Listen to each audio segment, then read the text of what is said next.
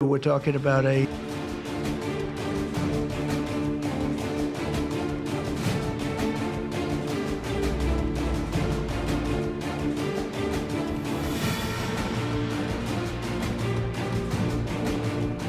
White house में वापस आते ही ट्रंप ने ताबड़तोड़ तरीके से एक्शन शुरू कर दिया है।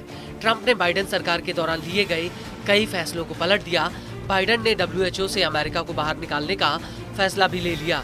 आपको बता दें कि अमेरिका डब्ल्यूएचओ की फंडिंग में अच्छी खासी मोटी रकम देता था, लेकिन इसी बीच ट्रंप ने गाजा के लोगों को मिस्र और जॉर्डन शिफ्ट करने का बयान देकर पूरे मिडिल ईस्ट में खलबली मचा दी है।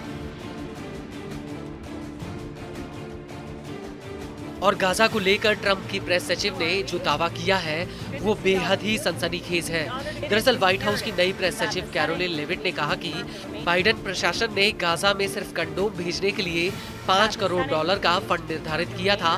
लेविट का कहना है कि एलन मस्क की अगुवाई वाले डोज और बजट कार्यालय ने पता लगाया कि करीब $5 करोड़ गाजा में कंडोम भेजने के लिए खर्च किए गए। प्रेस सचिव कैरोलिन ने बाइडेन के इस फैसले को पूरी तरह से करदाताओं के पैसों को बर्बाद करना बताया। DOJ and OMB also found that there was about to be 50 million taxpayer dollars that went out the door to fund condoms in Gaza. That is a preposterous waste of taxpayer money. So that's what this pause is focused on, being good stewards of tax dollars. वही Caroline के आरोपों पर Biden प्रशासन में Israel फिलिस्तीनी मामलों के पूर्व डिप्टी असिस्टेंट सचिव एंड्रयू मिलर का कहना है कि ये कैरोलिन के दावे अजीबोगरीब हैं।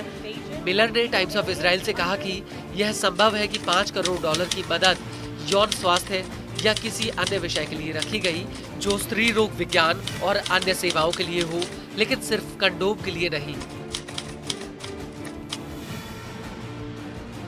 इस सब के बीच आपको ये भी बता दें कि अमेरिका की अंतर्राष्ट्रीय विकास एजेंसी ने इंजेक्शन वाले गर्भनिरोधक इम्प्लांट IUDs, पुरुष कंडोम, गर्भनिरोधक गोलियां, सामान्य दिनों में अपनाए जाने वाले गर्भनिरोधक तरीकों और महिला कंडोम पर वित्त वर्ष 2023 में $6 करोड़ खर्च किए थे और यह खर्च पूरी दुनिया में था, सिर्फ गाजा में नहीं। लेकिन गौर करने वाली बात यह है कि साल 2017 से ही हमास के लड़ाकों ने दक्षिणी इजराइल पर कंडोम बम बनाकर हमला करना शुरू कर दिया था। हमास के लड़ाके कंडोम में हीलियम गैस भरकर या फिर गुब्बारों में विस्फोटक डिवाइस लगाकर उन्हें इजराइल के स्कूलों, खेती वाली जमीनों और हाईवे पर लैंड कराते हैं, जिससे इजराइल में तगड़ा नुकसान हुआ है। हमास के कंडोम बम से इजराइल में हजारों हेक्टेयर जमीन जल गई है।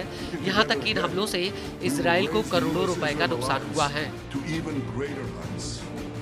और साल 2019 में आते आते हमास के लड़ाकों ने इन कंडोम बम की रेंज बढ़ाने का तरीका भी सीख लिया था, क्योंकि ये लड़ाके कंडोम गुब्बारों को रॉकेट प्रोपेल्ड ग्रेनेड के साथ जोड़कर उन्हें इजराइल पर फायर करते थे। और इस बात का पता तब चला जब RPG से चिपके हुए कंडोम गाजा से करीब 70 किलोमीटर की दूरी पर बने बेन गुरेन एजुकेशन सेंटर के कर्मचारी को मिले थे। विस्फोटक से लैस ये कंडोम एक गैस स्टेशन के पास मिले थे। बता दें कि हमास के लड़ाके इन कंडोम में हीलियम गैस भरते हैं और गाजा में हीलियम गैस मेडिकल उद्देश्य के लिए आती है और इजराइल की मंजूरी के बाद ही ये गैस गाजा में लाई जाती है।